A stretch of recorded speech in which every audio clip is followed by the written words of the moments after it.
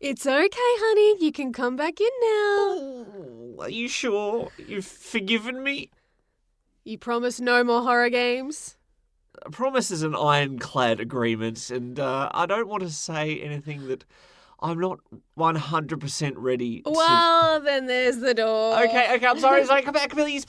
No more horror games for you this year. The Gaming Lovers Podcast with Brendo and Jem.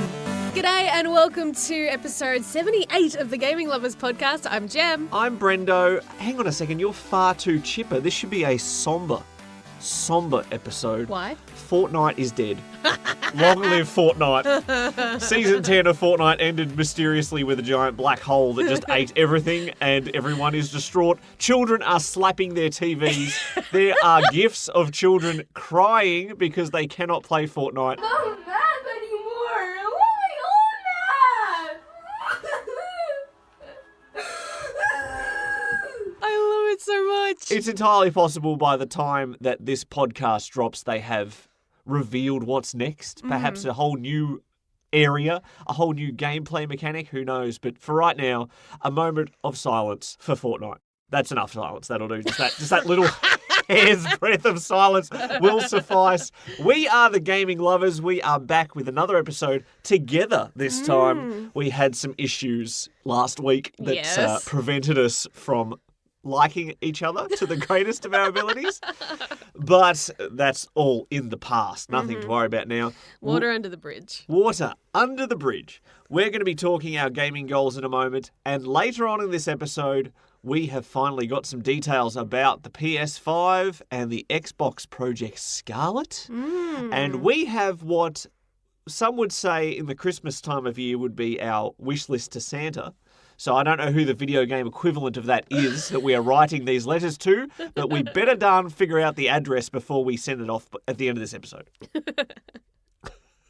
I guess to the head honchos of like Sony and Microsoft. I don't even know who that is. The leaders of Sony keep quitting. I don't even know who's in charge now. It's worse than the Australian government Prime Minister position. Political humour. Oh dear. Speaking of which, my goodness, has it been a dramatic week as far as politics and gaming. Not something that you see crossover much. No. But most people, I imagine, would know by now the turmoil that's going on in China, particularly with Hong Kong, the protests. There was one very loud gamer/streamer that spoke out about that and was like, "Free Hong Kong," which has been trending on Twitter basically for quite a while now.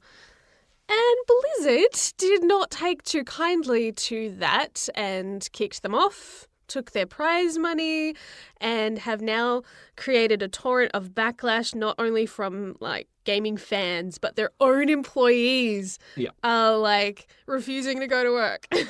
Now, it's one thing, a lot of companies, a lot of employers will not let you voice your opinion if you carry their brand. Yes. You have social media basically blacklisted. You can't Yep. comment on anything of a serious nature. And the problem that we face is something that you pointed out to me, is that if you prevent people from making a political statement, you're basically making one yourself. Yes, So you're basically saying you're on the other side of that. It looks like censorship. there's a lot of people unhappy with Blizzard right now. Yeah. And look, they could have capitalised on Fortnite's absence. I mean, Overwatch could have skyrocketed in sales again. But, well, for now, at least...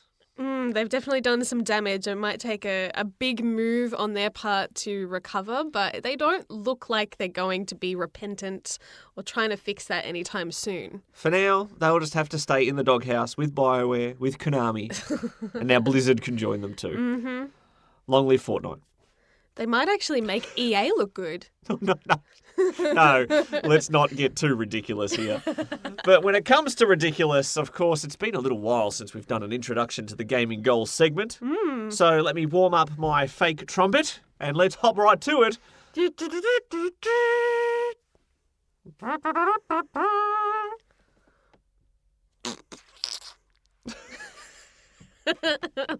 Don't know what that was. Fart trumpet. That was not a trumpet. That is not the type of trumpet that I expected. It's Gaming Goals time. Gaming Goals! busy sort of transitional week for us this week. It's been a lot of games changing. There's been a lot of discs going in and out of these consoles. Yes. Who knows what we've been playing? The answer is we do, and we're going to share what we have been playing with all of you right now. Yay! No surprise, I've been playing Fire Emblem Three Houses. Woot woot. New Game Plus for you. And I have 3 students left to recruit. Last week it was 4. This week it's 3.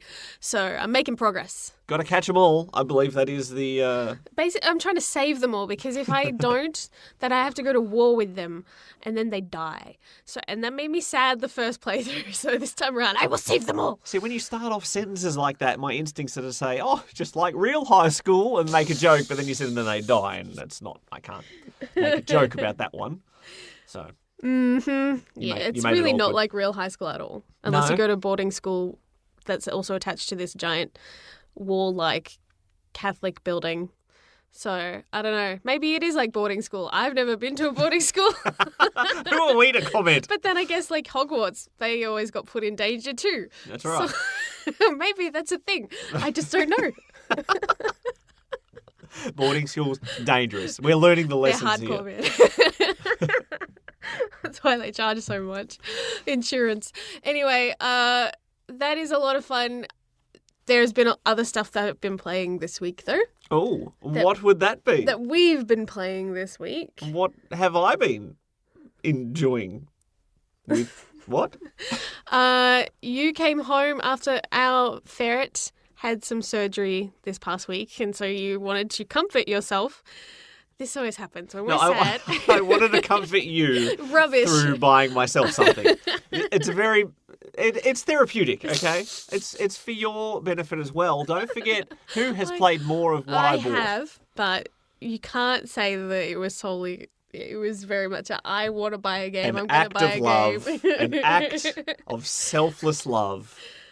Oh, goodness. So not only does our pet have expensive surgery, but then you go and buy a game. It's fine. It was on sale. I'm not mad at you. I'm just pointing out it's a bit of a pattern. Anyways, you bought One's Justice, the My Hero Academia fighting game, which has been surprisingly good. Well, I'm glad to hear that since I'm the one who bought it. Yes, I do have a habit that if I have to spend a lot of money on something, to make it feel like not a waste of money, I like to spend just that little extra percentage on something fun. And that way I know that I've got, the mortgage payment to come out. I've got ferret surgery bills. But if I just spend this, $40 to just I got something out of all this spending. You know what I mean? It's just that was the logic behind it. But we have been enjoying My Hero One's Justice, and just like every other stupid fighting game that I play against you, my skills as a gamer are shredded. My confidence is shot, and my win-loss record is absolutely abysmal. You have schooled me in My Hero Wants Justice. Yeah. Sorry about that. We had fun. We basically just went straight to the arcade mode and kept hitting random so we could have all these pair-ups. And not only do you have the different kind of classmates from the anime, but you have the teachers, some of the villains, and one of which, a big one, is unlockable, I think, once we finish the story. So that'll be interesting once we get that. And when you play, you can choose 2 sidekicks. That kind of like special bonus, like...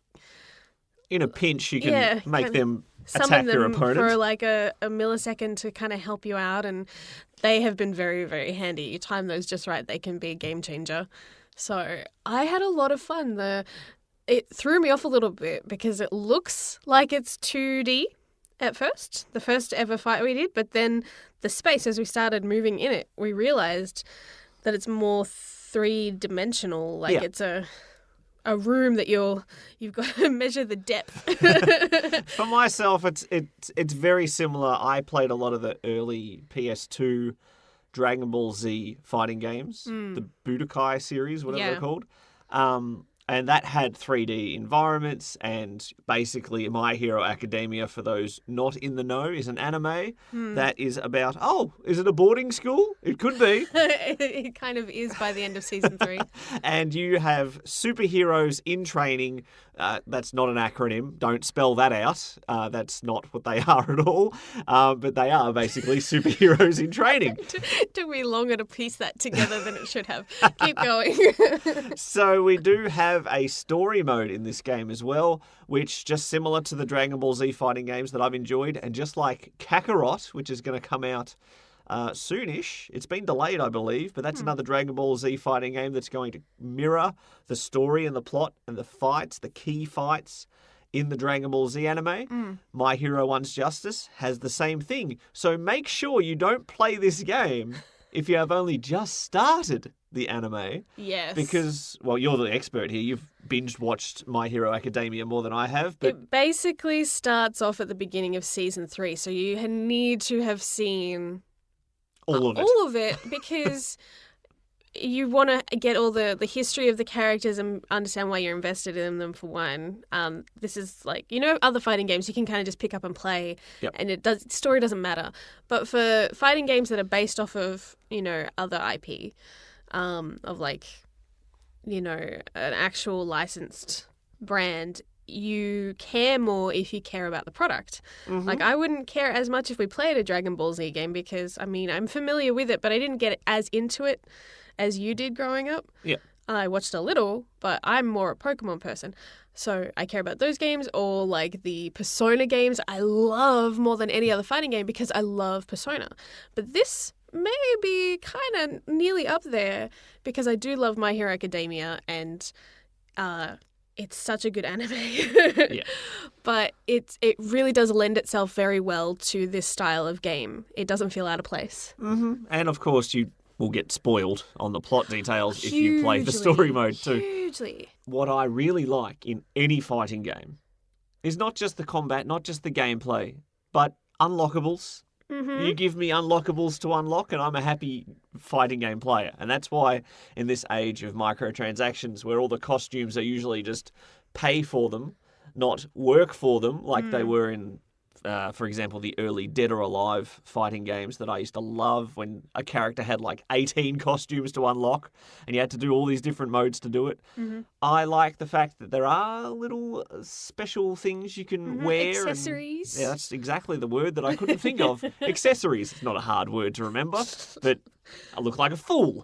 Can we mark this for edit, please? Well, if you look like a fool, it's just on par with everything else that's related to this game. Oh, Burn. savage. Savage. They do even have like 1 or 2 characters that are locked. There are like DLC characters you can buy.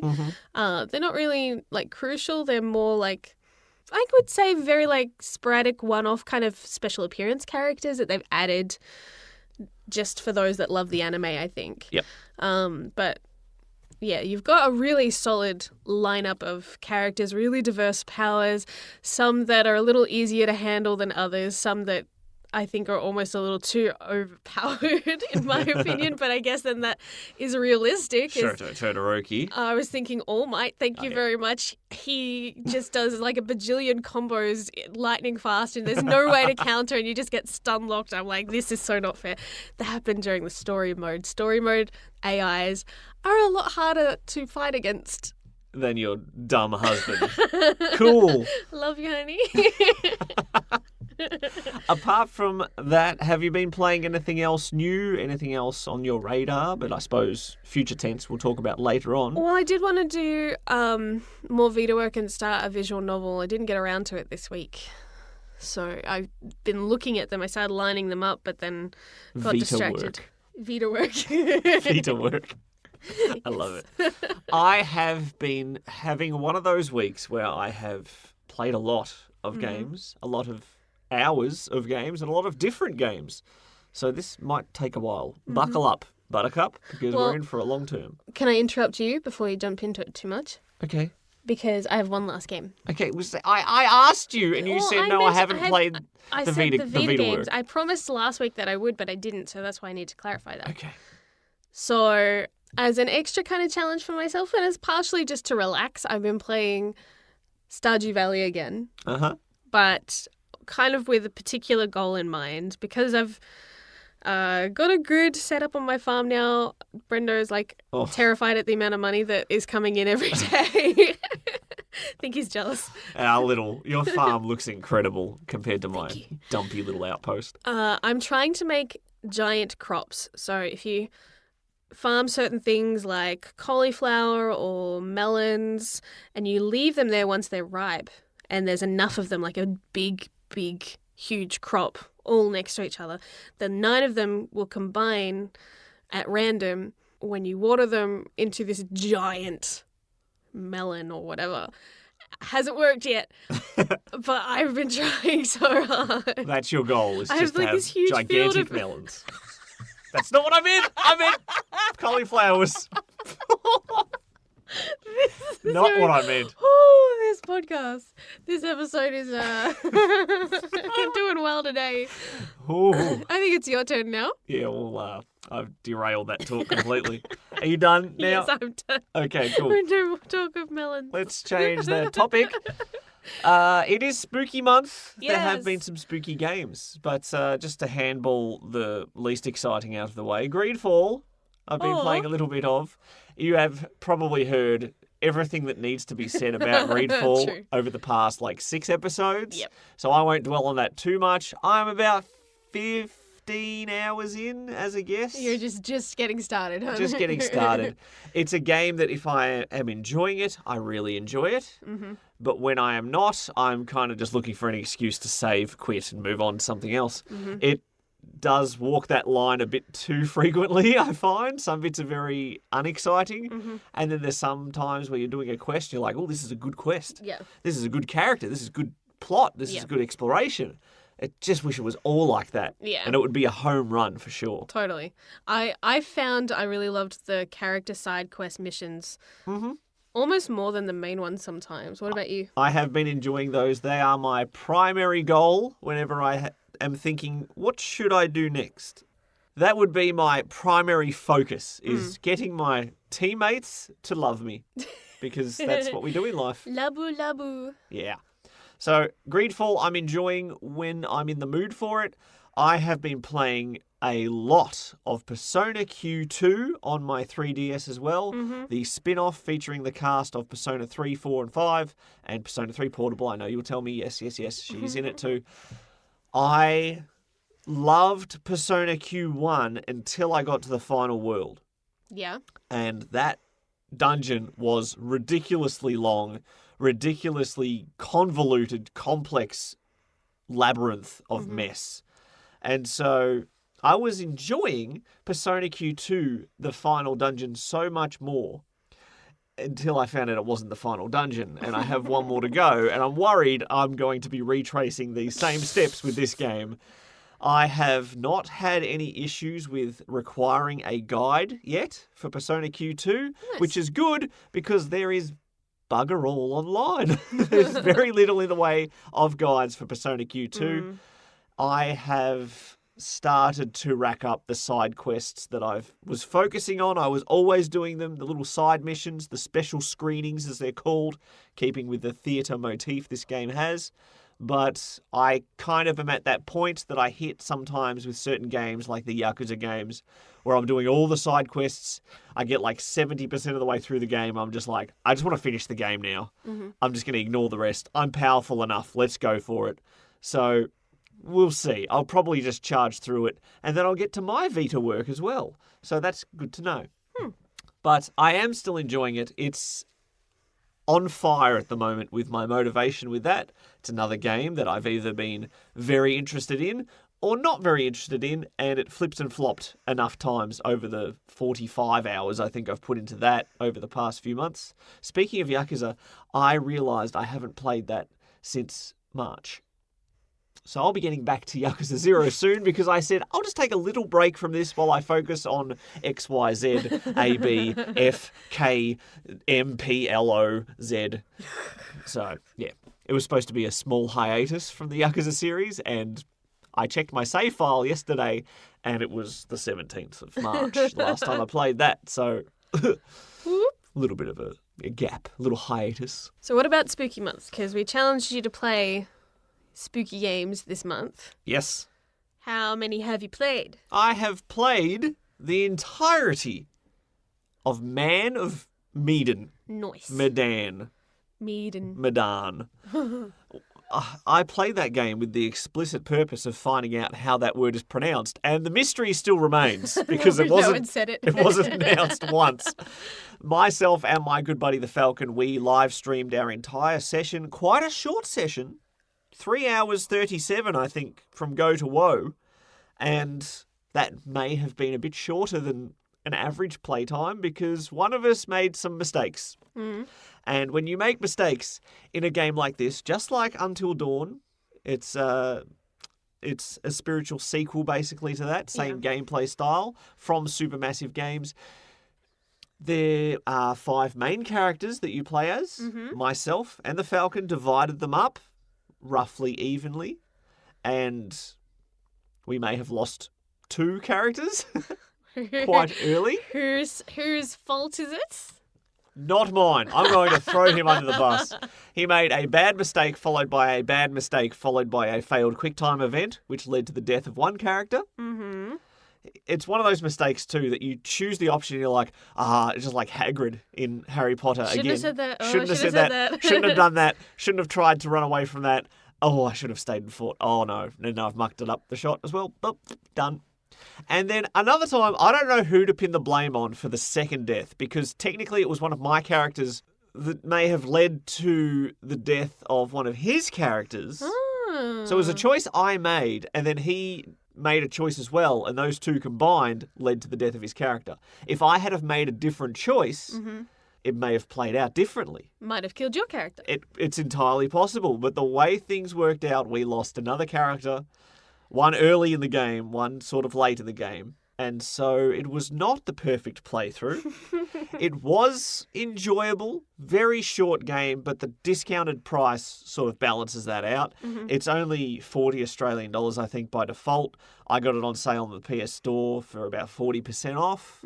So for a shorter game, a lower price tag, I'm fine with that. Yep. I enjoyed it. It's not quite as good. It doesn't reach, to be honest, anywhere near the heights that Until Dawn had, in my opinion.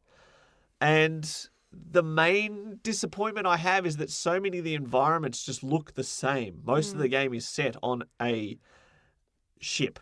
Yep. A big, rusty military ship. And every room looks like another rusty room in a ship. Yep. So it's not very exciting. But as far as the laughs, we had some laughs.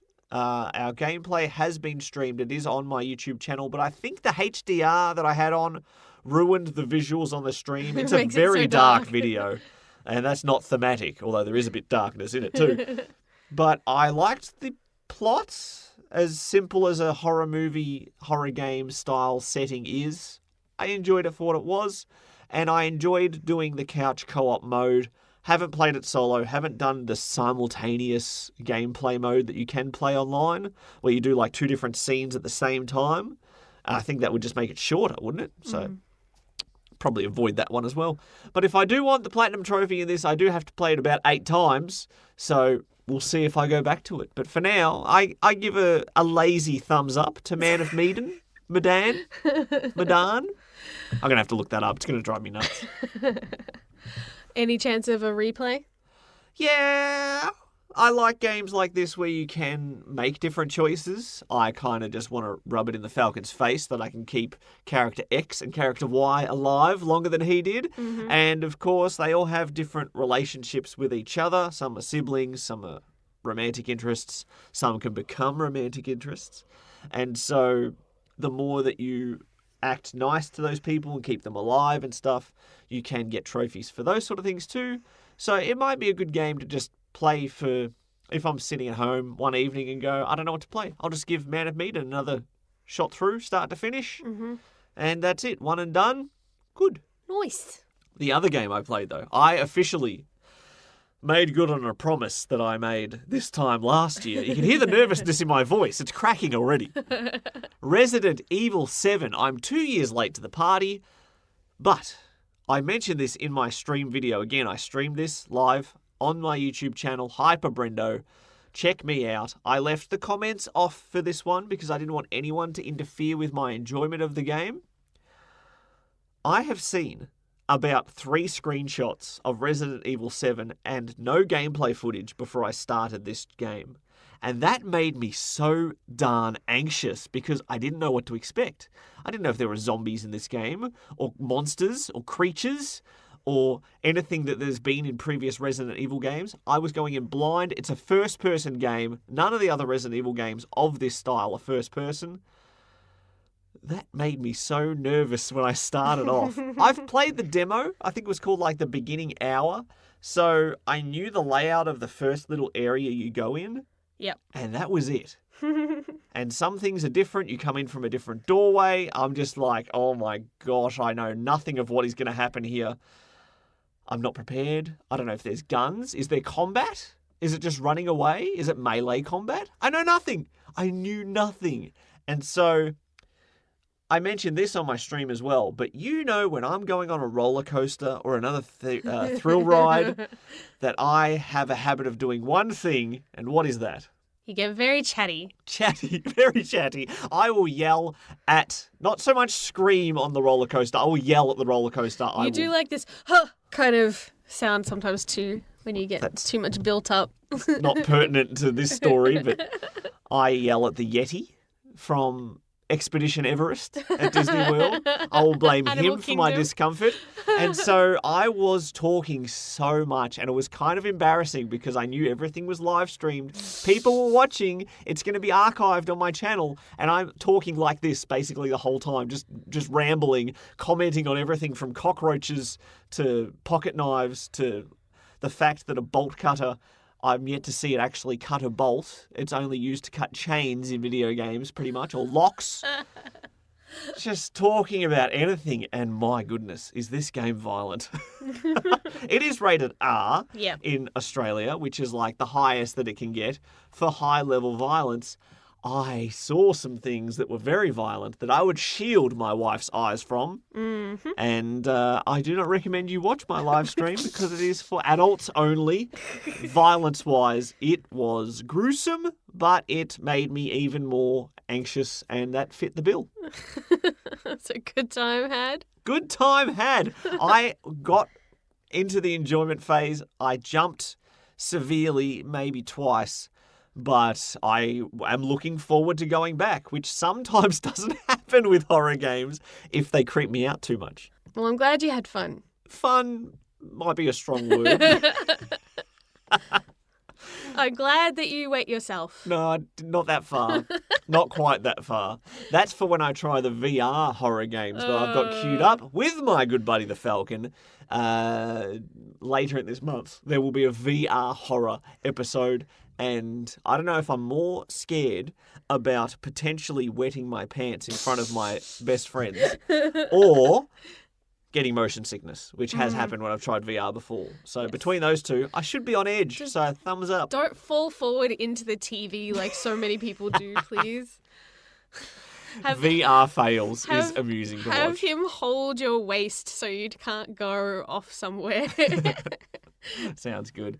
That is my gaming goals for this week. A busy week of gaming. Totally. But, hey, that's nice every now and again. I've had some dry spells in the past couple months. Mm-hmm. This has been a good week for gaming. Lots of progress made, lots of enjoyment had, and just minor heart palpitations. So, there we go. Well, we'll be back shortly after this with all of our wish lists and predictions for the PlayStation 5 and Xbox Project Scarlet. You're listening to the Gaming Lovers Podcast. Want to join the conversation? Visit thegaminglovers.com. Record your comment or question by clicking on the button on the right-hand side, and you could be featured in the next podcast. Details have dropped that the next generation of consoles will be coming our way by holiday 2020. End of next year, new consoles have arrived. It seems early, but when you look back, this current crop of consoles have been around for quite a while. They have. I think I forget sometimes how old our PlayStation 4 is. I constantly get reminded because ours is an original PlayStation 4. Yes. And every time my good buddy the Falcon is at my place playing our PlayStation 4, he's like, oh, that loading would have been quicker on the PlayStation 4 Pro. Oh, that lag there, that frame rate drop, that wouldn't have happened on the PlayStation 4 Pro. I'm like, all right, mate, I understand that you have the PlayStation 4 Pro. Brag. I'm saving my pennies for potentially the next generation of consoles. Something to look forward to for next Christmas. There are some details that have officially been revealed and still a lot of rumours swirling around, but we also have, at the Gaming Lovers, our own little wish list of things that the next generation of consoles, whether it's been confirmed or not, must have. Maybe must is a bit of a strong term, but we strongly request that they have. All right, Sony and Microsoft, start listening closely. For starters, we know for a fact that there will be solid-state drives instead of hard drives, which, for those not computer inclined, a hard drive is basically a little mini disc CD thing. It gets written on and it spins around so it can be read. Yep. Whereas a solid-state drive is just like a USB. It's flash-based memory, no moving parts, instant, faster access to data. And the hard drives for these systems will have that, which means faster loading times. Yay. Now, the thing I'm worried about, the thing I'm always worried about, X amount of storage is never enough. Yes. So we want to make sure we have ample storage. And the thing you're most excited about is simply the almost non-existent loading times. That's one of the big things. It gets so frustrating. There are just some games that have way too long between pivotal scenes, especially if they're going from something really important and they kind of leave you hanging, and then you lose a bit of that momentum by the time it loads again. Yep. You know? So I know that with a lot of streaming services that are coming up in the future, like Stadia and PlayStation Now, they promise to get rid of those kind of things because it's hosted somewhere else. I would still like there to be a way to kind of improve upon that still with those that like console-based gaming. Yep. So that's on my wish list. Well, some developers are very clever in disguising loading screens and keeping you busy during them. One plus that I do have for Greedfall that I have been playing recently is that when you transition from one area to another, it does a relatively quick loading screen and just loads a small area where you can manage your inventory or do some shopping while the next big area loads, so then you have a shorter transition to the next area. That's clever. Another game that did it very well, and when you have something that is so immersive like God of War on the PlayStation 4, if you start that game, you can run to the very end of the entire game and not see a single loading screen because the characters are always busy talking to each other. There's always somewhere to walk through or to something to keep you busy and not have just a loading screen. Yeah, they hide it so well. I mean, even Horizon Zero Dawn still had loading screens despite everything. Like, everything loaded so crisply as far as when you would turn the camera, but there was still that factor of fast travel that would trigger a longer load screen. So there's still room for improvement there, and I think that's always going to be on most gamers' lists. Loading screens, if there is a loading screen at the wrong moment, it completely wipes me out of the game because there's nothing worse than enjoying a game, you get a loading screen, you're like, oh, what am I going to do? I'll check Twitter. I'll just check Twitter quickly. And then something catches your eye on your phone and then you lose interest in the game. Yeah, immersion's broke. I like to be in the zone with my games, so hopefully lack of loading screens will help. And another good thing about these new generation of consoles as far as their storage goes is that the PlayStation 5 has already said that you will be able to install selectively different game modes. So if you have a incredibly large install for a game like Red Dead Redemption 2 that takes up, a fifth of your hard drive, we've had that experience recently. Yep. But you don't want to play multiplayer, you can just install the single player content and it will be a lot smaller as far as the resources eaten up by the data. So that's a plus. Yep. I like that move that they've made. Crossplay is another big one. I think Sony had pushed back quite a bit on that for a longest time. So I'm hoping that come PlayStation 5 that they are just going to realize, hey, let's play nice with everybody and then we won't lose money. Yes. So It did take them quite a while to come to the dance. Nintendo and Xbox have gotten along very well recently. Sony were the ones in the corner with their arms crossed saying, I don't want to join the dance. no, I don't want to play. But that has changed recently with a lot of the big games. I'm hoping this next generation gets 100% crossplay. So no matter what console my friends buy, if I want to play a co-op game with them, we can just boot up the game and play together. Yep. Doesn't matter about what system we're on. And the more integrated crossplay becomes into gaming culture, the less, hopefully, the less toxic communities become when it comes to fanboys and people saying, Xbox sucks, PlayStation rules, and vice versa, and this sucks, that sucks. Yeah. Why should people be criticised because they bought one thing over another? Just like them all. Yes. For goodness sake, people. Or own them all. Or own them all. Another thing that I would like to see more of, because we didn't get much of it really, or really any with the PlayStation 4, is backwards compatibility. There are so many great games that could be playable, and I think I've heard at the very least rumours that is going to be a thing that you can play, at the very least, PlayStation 4 games on the PlayStation 5. Yeah. There's constantly conflicting rumours swirling around with this. A couple months ago, we did an episode all about backwards compatibility because there was a patent taken out on brand new technology that would allow the PlayStation 5 to play every generation of PlayStation games, and that's promptly been sort of subtly, don't get your hopes up, everybody. And then talks about every PlayStation 4 game will be backwards compatible on the PlayStation 5, but now even as recently as this week, people are starting to say, maybe not all of them. So, we love backwards compatibility. If we can play old games on newer hardware and not have to constantly switch and swap, I never sell or trade in any of our old consoles, but it's just so much easier to just enjoy it, and sometimes they even look better or run better. Yes, not always. Not always. Knights of the Old Republic 2, we're looking at you. That was terrible. An Xbox game on the Xbox 360, so buggy. Yeah, but if anything, Xbox has led the charge this generation for the importance of backwards compatibility. Yes. And even though they haven't got their entire back catalogue backwards compatible, they had been constantly working on getting as many as they could. And especially adding new stuff to the library. Yeah, the big titles that people wanted, they usually delivered on. Yeah.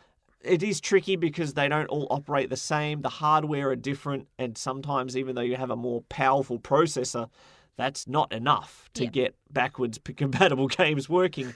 But guys, in this day and age where we will have Google Stadia streaming games from elsewhere, surely, even if it is like an Xbox Game Pass or a PlayStation Now sort of service that we wouldn't know how it operates here in Australia because we still don't have PlayStation Now. Don't get too salty. But if they could get games running on something that can run it and just stream it to our PlayStation 5, I would still be happy with that. Yep. Ideally, I would like the games that I've bought to work in it. Every generation of PlayStation is disc-based, so it's not like I can't read it. But please, the more backwards compatibility, the better. Yeah. There should be a way to register games you own physically to be able to get digital copies of, I believe. It's kind of like when you buy a CD and then you wish you had the digital version of it either from iTunes or wherever else you get your music. Because if you buy it digitally, then even if you delete it off of a device, you can re-download it somewhere else later. Yep. And it will remember all of those things. But if you buy something physically, it's not like you're cheating them out of their money. You've paid for it. I believe you should be allowed to then, if the technology to play those discs stops working or kind of becomes a little faded out, I think you should be entitled to download it. It doesn't have to be like a remastered or anything, but just be able to play it without having to get charged again. I don't know, maybe like scan a barcode or something. There should be a way to prove that proof of ownership. Well, we'll see what they can come up with in the future. Another critical thing that we do desperately want when it comes to holiday 2020, and it shouldn't be an issue because that is when a lot of big games launch. Tell me what Super Mario 64, Halo Combat Evolved, and Gottlieb Pinball Classics have in common. I have no idea. They are all exceptional launch titles. Maybe not Gottlieb Pinball Classics, but Wii Sports, you can put that one down. Zelda Breath of the Wild. Super Mario 64 is basically iconic with the Nintendo 64, and it was a launch title. Yep. Halo Combat Evolved boosted Microsoft into the mainstream contendership for consoles because of how good one title was. If a console launches with a weak launch lineup, there's not as much to get excited about. And that's unfortunately kind of part of what happened to Xbox One. They didn't have as many good exclusives, and even just the life of the console. Not to step on anyone's toes, we still love our Xbox, but it just wasn't as good. They didn't have as many great exclusive games. Yep. PlayStation 4, and I think this is where they're going to struggle with number 5, is PlayStation 4 is so good. It's affordable, and it has so many incredible exclusive titles. You think of God of War, of Spider-Man, Horizon Zero Dawn, The Last of Us, all of that with Sony, all incredible games. And, that's a huge solid lineup right there. And it might be Xbox's turn to have the awesome lineup possibly with their new launch, because with PlayStation 5, trying to convince people that own a 4 that they need to upgrade is going to be really tricky. It's going to have a lot of extra bells and whistles to make it worth spending so much extra money for... I don't know, in my mind. I never actually thought about it that way. That's a very good point. People are very satisfied with their PlayStation 4 experience. Yeah, that they might not feel the need to upgrade. Have the exclusives actually harmed their potential sales? I wouldn't say in the it's so future? much harmed it, but it's the system is good. I'm happy with it. It runs well. The controller's comfortable. I'm set. Unless they do something really mind-blowingly awesome and the stats and everything else are good, the storage is impeccable, which always seems to be a weak point. It's going to have to be a little bit groundbreaking and make some big improvements to things like VR as well. Yes. VR, the amount of times the vision goes blurry, or, there's still a lot of issues with so many ridiculous heavy cables and motion sickness as well. There's a lot of things that they still need to kind of address. Not that they can fix necessarily everything, but, Brain upgrades. Thanks, Sony. Not that so much. But, the cables, wireless VR would be the ideal. Yeah. You get lost in your own house. Help! I've ended up in the closet. But... you know what I mean? Sometimes when you put those packs on, they're very heavy and you don't want to strain your neck too much. No, I get you. So there's a lot of things that I think the PlayStation 5 will need to bring to the table to say, yes, it is worth the upgrade. Sometimes, you look at mobile phones these days and the leap between some generations is really apparent and it's worth switching up. Yes. Others, not really. Yep. It's we've added... a slightly better screen. Woo! Yeah, that's exactly why you and I decided we don't need a PlayStation 4 Pro, no matter how much the good buddy the Falcon brags. Completely unnecessary for you and I. Yeah. We already have a PS4. Same with the Xbox One. We have a baseline Xbox One. We don't need an Xbox One X. And that money that we've saved, we can now pump into, presumably, the next generation of consoles. We didn't have to spend excess money on interim upgrades.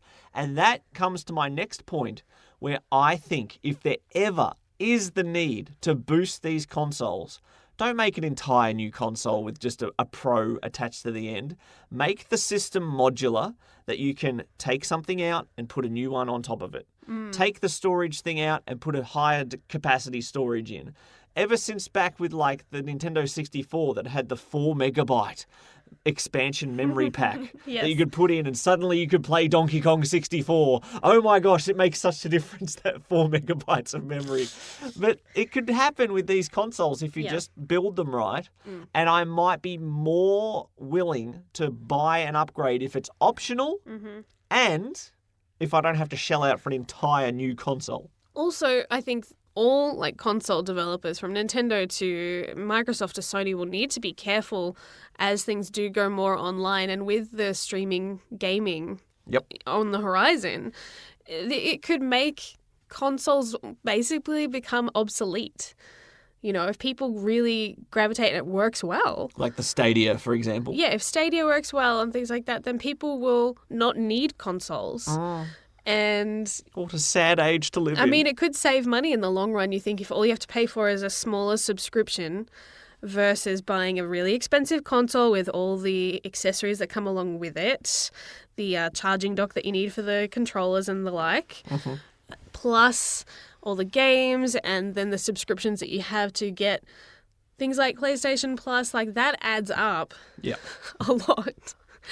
But if you can minimize that, then, you know, if Stadia and those kind of streaming services work well, they will potentially annihilate console gaming as we know it.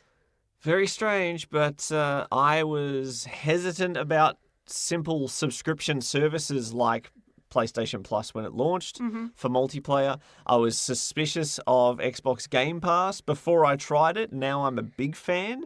So who knows? I've been suspicious of streaming games and not actually owning them, but it may be the way of the future. Totally. And if I don't keep up, I'll be feeling like an old man shaking my fist at this technology that's passed me by. I mean, the beauty is like when you do own it physically, you can go back. We still use a lot of our older consoles, whether it's retro or like I still use my Xbox 360 quite a lot. They're never going to be completely useless, but as far as remaining competitive and something that's fair, not ripping off the consumers as far as making sure they're getting value for money, because consoles aren't cheap, especially when you look at the price difference when it goes from America to Australia. It hurts. It sounds so cheap in America, but then the dollar difference, and you're like, oh, add a couple extra $100, that hurts. We get more dollars though, so it's you always complain about that whenever we go shopping in America. You're like, oh, everything's so cheap. I'm like, well, technically not. It's really not. I know. It's not that much cheaper when you think about it. But yeah, there's a lot of reasons why we'll be saving our pennies, I suppose, when it comes to these consoles. Hopefully they don't launch at the PlayStation 3 price, which was almost $1,000. This past generation was much more sensible price-wise, so hopefully we'll still be in line with about that. And it's gone down as well the longer it's been out. There have been slimlined versions that are cheaper and a bit maybe not as beefy, but more affordable so that they make it more accessible, which is another reason why it's going to be hard to convince people to spend more money again for the PlayStation 5. Guaranteed there will always be people like us who love buying new consoles. But, you know, as far as getting more casual gamers and families that don't necessarily have that kind of money to spend, this is one of the points I did want to bring up was it would be important to make sure they don't neglect some of the other features that they have to offer, from, you know, being able to stream music and other apps and stuff that are on the PlayStation. Making those menus and things really easy to use makes it, I guess, maybe more preferred than just watching it through the TV apps. Like, we've got a smart TV and we can watch Netflix through that, but sometimes it's buggy as all heck. And it's really frustrating. But the apps on PlayStation and that you can update more frequently, or at least you feel like you've got better control over it than you do with the smart TVs. And I find they're more reliable on consoles to use those kind of things than straight through the TV. So there is that going for it as a selling point. Yeah. So making sure that they don't neglect those things too, I think will be pretty crucial going forward. Cool. The only other thing I have on my wish list, it's quite a short wish list, but they're all been rather important points, so they are more of a necessity than aspirations and dreams. Yes. Graphically, this is probably going to be the closest generational jump that we've had ever with consoles.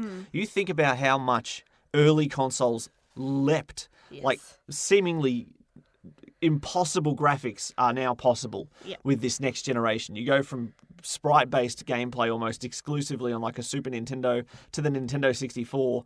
Oh my goodness, it's amazing. And then from those blocky graphics we had on the PS1 to the PS2, where you have games like Metal Gear Solid 2 that look incredible, and you're like, wowee, who would have thought this could be done? And then on and on and on we've gone, more sort of lighting and special effects with ray tracing, stuff like that.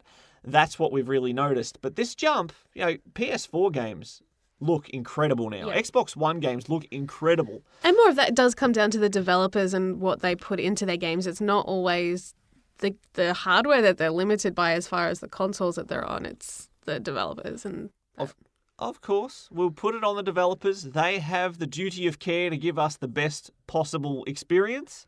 Sometimes games have artistic styles that don't really push the processor, but some do. And with the PlayStation 4 Pro in particular, you can set a priority within the hardware itself. Would you like the highest possible resolution with this game? Would you like a consistent locked frame rate? Would you like the frame rate to be as high as possible and we'll just reduce the graphics around it? You get those options. And when you're playing certain games like competitive online shooters, a fast frame rate can make the slightest difference, but the slightest difference may be between victory and defeat. So having the option across the board to prioritize a frame rate or a resolution, even if you just keep it at those two options, I think that would be important. 9 times out of 10, I would pick the solid frame rate over the fancy graphics, but we'll see what the future holds with our amazing new technology that the future is now. thanks to Everyone.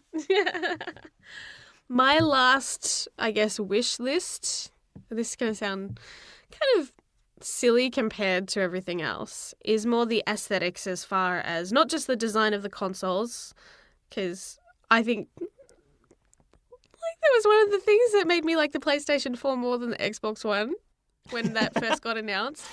But People saying it looked like a VCR, a big blocky VCR from the 90s. Totally did. But aesthetically, as far as streaming, so when we do the streaming, especially for your channel, we just use the share button on the PlayStation, and then it has its kind of preset like framing that it does, and you can tweak like minor little things, but it's nowhere near the kind of like customization that you can do if you did it on a PC. 100%. And you can really see the difference between those that do like regular streaming through PC gaming, and they can do all this incredible high quality green screen fun stuff in their editing, and I love it. And then for those that are kind of stuck with the console option, it really looks kind of dodgy comparatively. Yeah. I don't mind. I'm doing it when I stream games, it's just for a bit of fun. I'm not doing it professionally or anything like that. But there are plenty of people that do. Yeah, there is a chroma key function where you can attempt a green screen sort of effect on the PlayStation 4, but it made most of my head disappear as well because I don't have hair, and so it thought I was part of the background too, so I didn't leave that on. It's just embarrassing. That's so completely. funny. But yeah, having some customizable, even if you just get a simple like paint program that you can make your own border, make your own effects, make your own heading, all that sort of stuff, would be awesome. Yeah, and totally. I think the streaming and the share function, the fact that you can capture footage, if something hilarious just happened in your single-player game, you push that share button, you save that video clip, it's there. If you accidentally ride a horse off a cliff, look, it happens to all of us. Sometimes you have to share those moments with family and friends. Yes. And I think that has been one of the big things of this generation has brought to the table. And I hope it continues and expands on that concept of capturing videos. I think every game should have a photo mode.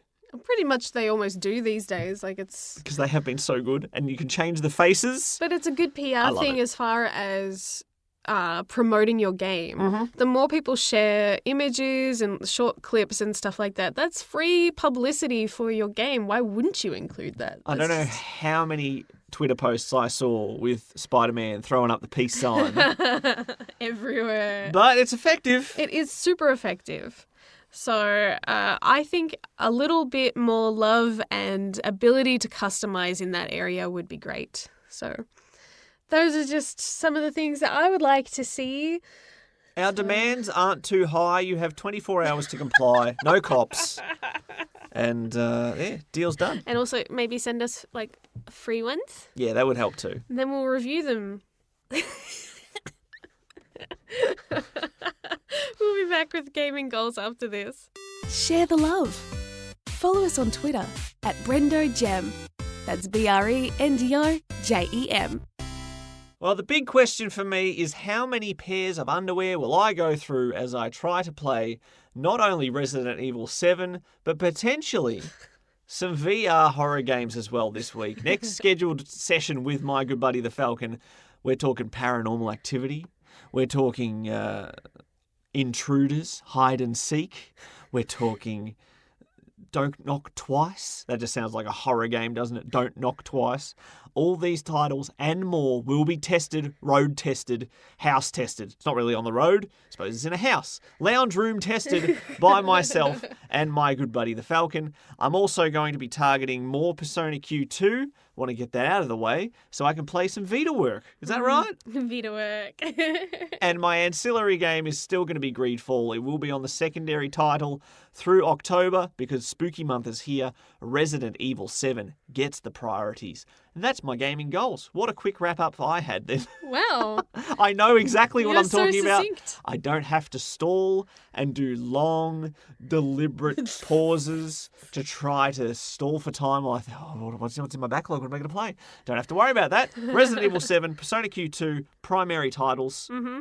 Greedfall, secondary, and when I get a chance to catch up with the Falcon, VR horror games. I'm terrified. Woohoo! The main ones on my list, Fire Emblem 3 Houses, as I continue. New Game Plus. My New Game Plus, yep. Then I'm going to still see if I can try to grow that giant fruit. Cauliflower isn't a fruit. I wasn't going to say cauliflower. Oh, yeah. In Stardew Valley. So I'll let you know if I succeed at doing that this week. I also want to try to do more of like the story mission stuff in One's Justice, the My Hero Academia fighting game, and unlock some more unlockables. So that'll be a good kind of casual pick up and play and then put down kind of game. Are you playing anything portably at the moment? And is it interrupting your... Technically the Switch is portable, but I've never really played Fire Emblem so much portable. I prefer it on the big screen. Yeah, I would too. So that's why I said last week that I wanted to start a Vita visual novel. It'd be nice to have something just to read. Mm-hmm. But I couldn't decide. So I totally forgot to and just didn't. I neglected my duties, my promise last week. So I will this week. I will put a couple of choices of different ones that I picked up in the States and let everyone else decide. Let the people decide. It's exactly what I do when I don't want the responsibility of choosing something myself. Make my life decisions for me. I am like a video game, and you get to choose what endings we get. It's like rolling a dice, whatever number it is, to determine whether you succeed or not. Well, our gaming goals sound good. If you have anything on your wish list for the next generation of consoles that we haven't mentioned, or you just want to reinforce that we are in fact correct with everything we've said, let us know on our usual social media posts. And apart from that, my dear, I think we're done. See, we got through this whole episode without any major arguments. We're back together, the gaming lovers, fully in love once again. So long as there's no more horror games. Come play Resident Evil with me. Don't even think about it. Okay, I won't even try that one again. Chowski, everybody. Bye, Nara. Thanks for listening to the Gaming Lovers Podcast. For more episodes or to watch some live stream gaming, visit thegaminglovers.com.